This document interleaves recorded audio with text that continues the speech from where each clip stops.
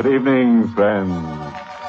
This is your host to welcome you through the creaking door into the inner sanctum.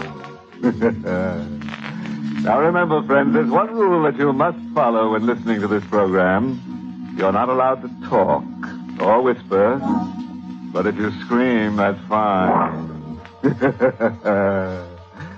Oh, I've just come back from the most deadly vacation I ever had. Went horseback riding with a headless horseman, swimming with a sea serpent, and golfing with a ghost. In the evening, I visited old friends who just moved into new graves. But here I am, home again, pale, unhealthy, and bloodthirsty.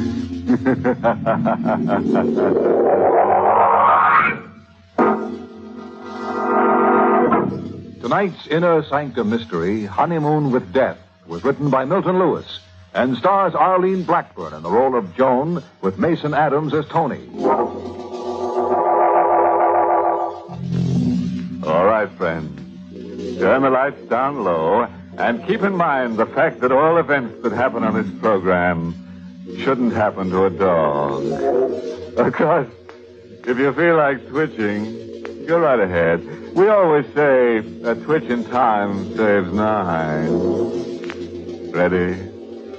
Then listen as lovely young Joan Darby tells us her story in her own words. It was at the end of one of the happiest days of my life.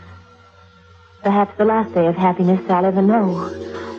When this car drove up and parked outside our cottage.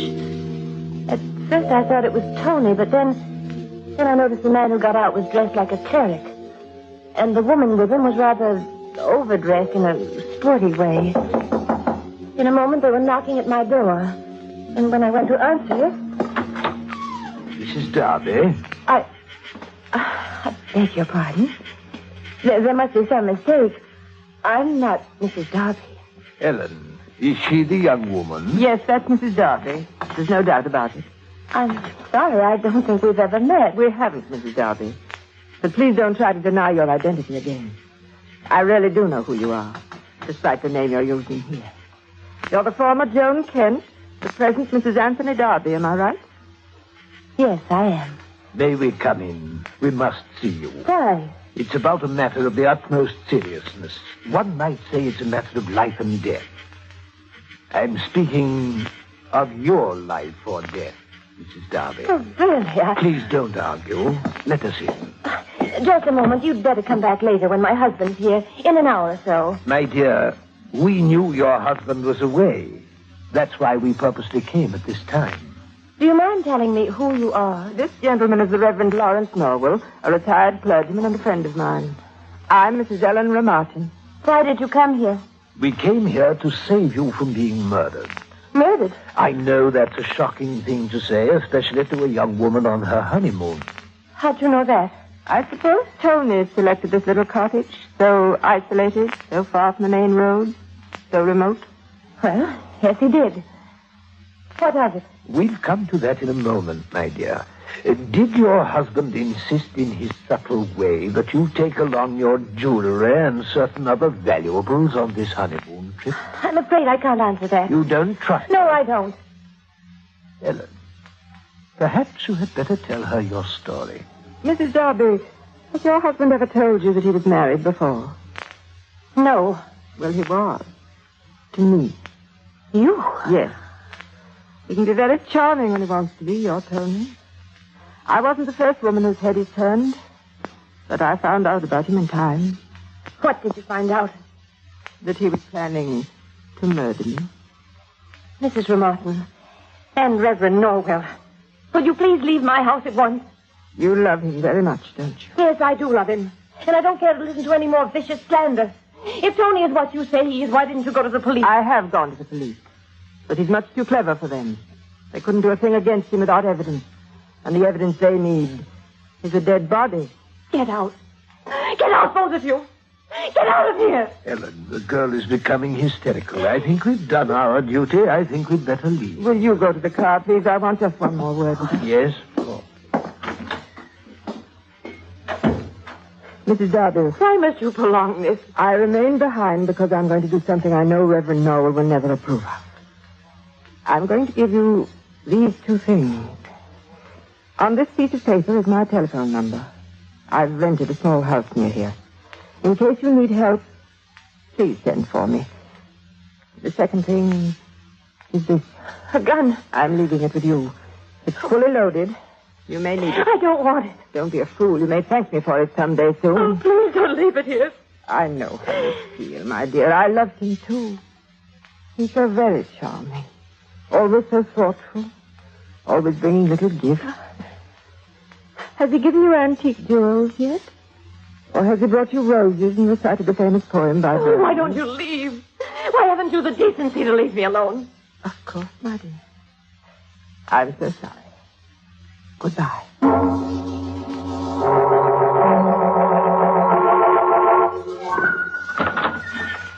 Joan? Joan, where are you? Joan? What is it, Tony? Well, what's the idea, darling? Why have you locked yourself in your room? Just a moment. Tony. Sweetheart, you look lovely. What have you been doing, taking a nap? Yes, I was. Well, you don't have to lock the door. I was all alone here. Oh, you poor darling, you're frightened. I'll try not to leave you alone again. No, Tony, don't. But, darling, I just want to kiss Don't touch me. Joan, what's wrong? Oh, nothing. Nothing. I fell asleep. I had a bad dream. Tony, Yes. why did you select this cottage to spend our honeymoon? I thought that you'd like it. It's ideal for a honeymoon. There's no one around, just the two of us. Then there was another reason I hadn't told you about. Another reason? Well, it's a rather silly, romantic reason. Really? Tell me. They call this place the Enchanted Cottage. Enchanted? How? Well, it's very old, you know. And a legend says that once upon a time, long ago, a bride-to-be slept here. A girl of 16, almost a child. And on the following morning, she was to marry a man who was false to her. What happened to her, Tony?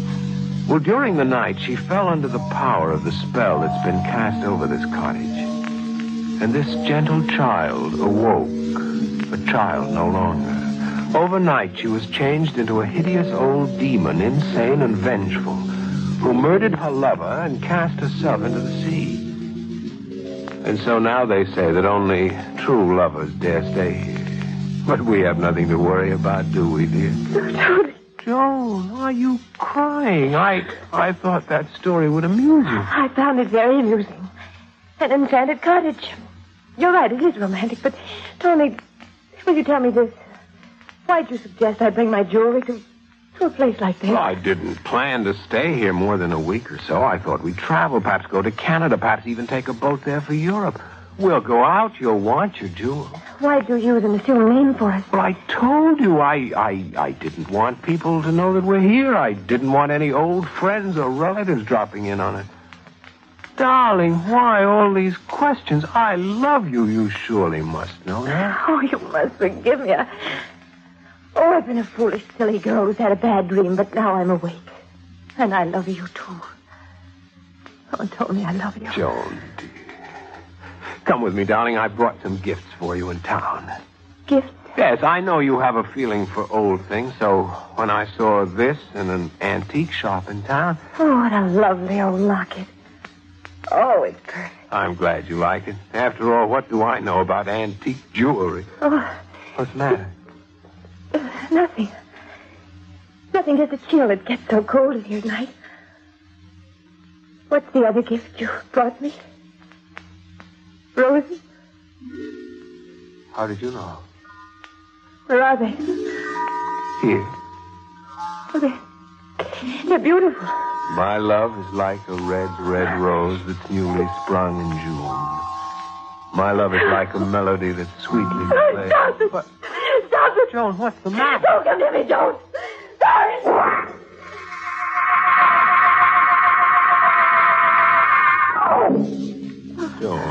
Joan, don't be afraid. Oh, Tony, what happened to me? You fainted, darling. I put you on the couch. I'm afraid you're not very well. Would you like me to get a doctor? No, I'm not that ill. It's just my nerves. Is it? Yeah, I've been that way all my life. My doctor's given me a prescription. I didn't think I'd need it. Shall I go to town and get it filled? Yes, it's in my purse on the table. Oh, yes, I've got it. Come, darling, I'd like you to go with me. Oh, I don't think so. I'll do better to stay here and rest. I don't like to leave you alone again. Oh, don't worry. I'll be all right this time. Is there a druggist still open? Yes, but I'd better hurry. He closes at 9, I think. Well, then you'd better hurry and don't worry about me. All right. Goodbye, darling.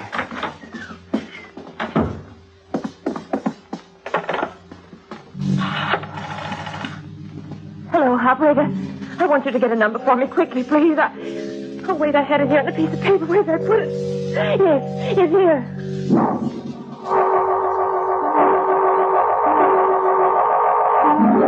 Mrs. Martin answered and told me how to go to her home. It was only a short distance. I could walk it in less than half an hour.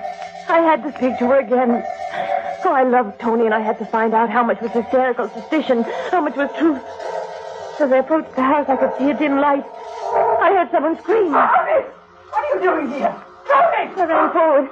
There was a window open. I could see Mrs. Martin in the far end of the room. On her face, an indescribable expression of terror. Somewhere in the shadows, a figure moved slowly toward her. I didn't mean any harm, Tony. I just came here because I loved you. What are you doing with that cord? Help me, someone! He's going to kill me! He's going to murder me! Help! Help! The lamp crashed to the floor as he seized her. I turned from that window and began to run wildly toward town. I wanted to reach a telephone, but there were no houses, no cars that passed. I was alone on the road with just a flashlight. I'd seen a murder committed before my eyes, and I knew then what would happen to me unless I reached the police, unless I found help. And then I saw a car coming down the road. Oh, I waved my lights frantically to signal him. It seemed a miracle when the car pulled to the side of the road. What's wrong there? Thank heaven you stopped. You've got to help me. Joan! Tony! What are you doing here? I don't know. I went to look for Tony. Get in the car, Joan. Get him? Yes, my dear. I'm afraid you're a very sick girl. Sick? Perhaps I am ill, Tony. Come, dear. Yes. Where are we going? Home. To our enchanted cottage.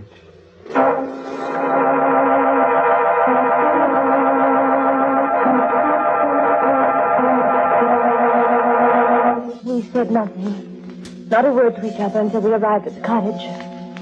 I knew my life depended completely on my ability to maintain control of myself. Come in, Joan. I think I'll go to my room, Tony. No. I want to know why you didn't stay here. I can't explain it. I felt I just couldn't remain in this place any longer. Why not? I can't tell you. I've grown to hate it. I'm not very well. Just what is wrong with you, Joan? I thought I told you. You didn't tell me that anything like this would happen. Has it happened before? This sudden hysterical running away, this blackout when someone asks you why you did it? Yes, it happened before. While I was at college. What did the doctor say then? He told me to see a psychiatrist. Did you? Yes. Darling, I'm very tired. I really don't want to go on with this. I'm afraid we'll have to. You see, I love you very much. Love me? Yes. I'm your husband. I've a right to know everything about you. What did the psychiatrist tell you? Tony, I insist upon knowing. He said that there was nothing very much wrong. Except that I'd developed an abnormal sensitivity. In what direction? In every direction. He said that I'd be quite well when I got married, had children. Really? Yes, Tony. He said that I'd have difficulty in finding the right man, that I was much too clever for most men, that my tastes were a little too special to be easily satisfied. I see. Well, I waited. Finally, the right man did come along. Young, attractive, sensitive. A man who told me he adored me. I fell madly in love with him, Tony. So madly in love that it was the only thing that made any difference in my life. And then I married him. Do you still love him, Joan? Yes, I still love him. Even now. Even now? What do you mean by that? Nothing. You better tell me. Let go of my wrist. Tell me. I found out why you married me. What did you find out? That everything you said was lies. That you're a complete fraud. No worse, that you're a murderer. That you brought me here to kill me. You made a mistake, Joan. Are you going to deny it? No. But I didn't know that you knew about me. Now I'll have to come back here. No. You're not getting out of here.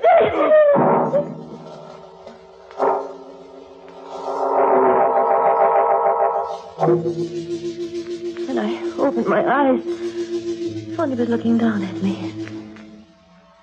Strangely enough, for a moment I forgot who he was. Why he was staring at me. All I knew was that he looked so handsome. You'd better sit up now. What happened? I knocked you out. Why didn't you kill me while I was unconscious? Because there was something I had to tell you. You are going to kill me, though, aren't you? Yes, With that cord you have in your hand? yes. When? In a moment. I wasn't lying when I told you I loved you. Oh, please, Tony. Please don't make it any worse. Don't try to make me believe you really care. But I did care. We could have been happy. It's true, I met you. I pursued you because I wanted your money. But then I fell in love for the first time in my life. How did you find out about me, Joan? Why should you care about that now? You're right. You're right. Why should I care? I know now that even though I may still love you, I can never trust you. And so, Joan, Tony. it will all be over very quickly if you don't struggle. No, Please, no. darling, I don't want to make it any more difficult than is necessary. Please, Tony, you said you still love me. I'll do anything you want, anything. Tony, please. Please don't kill me. Suddenly, the cord was around my neck and I felt it tightly. I couldn't breathe, I couldn't think. And I felt my finger touch the drawer of the table behind me. The gun Mrs. Remartin gave me. Of course, why didn't I remember about that before? I managed to open it. I felt the handle with my fingers. Tony was staring at my eyes as though hypnotized, but his arms, his fingers kept twisting the cord. And he did a very strange thing. He leaned towards me. He put his lips on mine. He kissed me. Joan? Oh, Joan, I just wanted to tell you what... For a moment, I was dizzy. I loosened the cord and looked down. Tony was dead. Then I noticed that something had fallen out of his pocket. It was a little bottle of medicine. The medicine I had sent him for.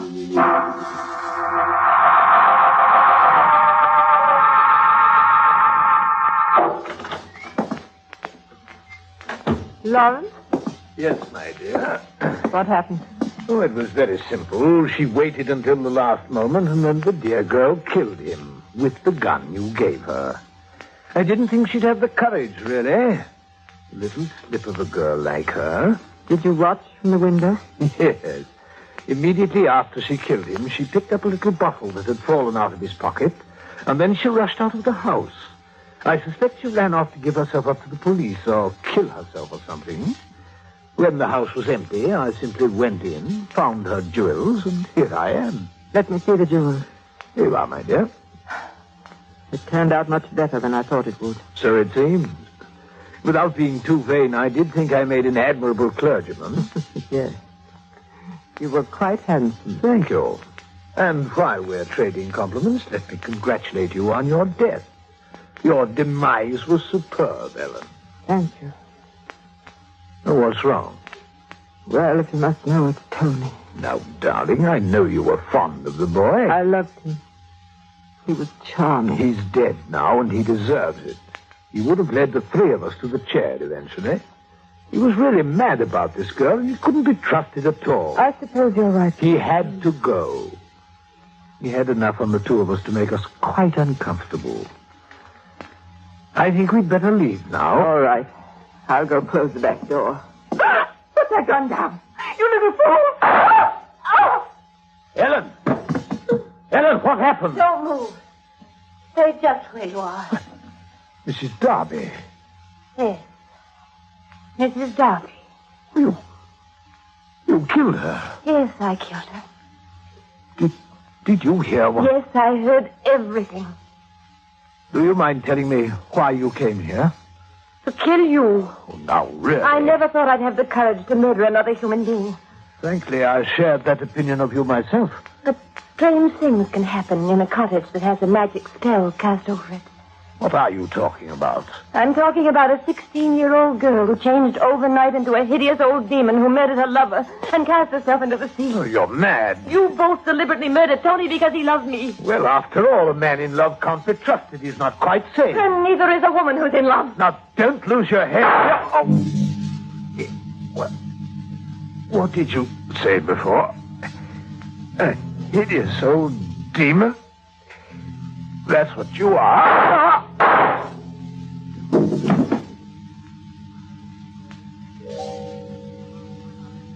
I made quite certain that he was dead. Then I went to the telephone and called the police. And I killed my husband, of course. It was in self-defense. And then when I saw the bottle of medicine, I realized that he couldn't have murdered Mrs. Ramartin. He was in town at the time. I realized I'd been tricked. The murder of Mrs. Ramartin was deliberate. So was that of her friend, the gentleman who posed as the Reverend Norwell. In telling this story for the police records, I'm making no defense of my actions. But it may be true that perhaps I was insane when I committed the last two murders. Or perhaps I was caught in the spell of our enchanted cottage.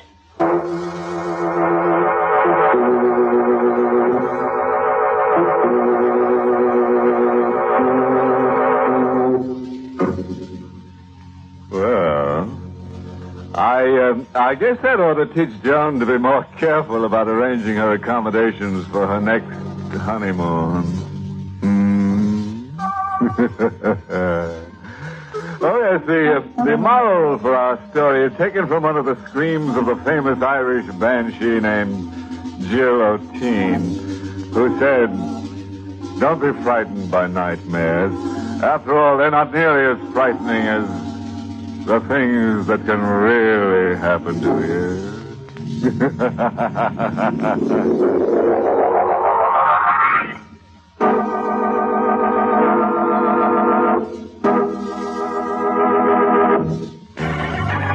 Pleasant dreams.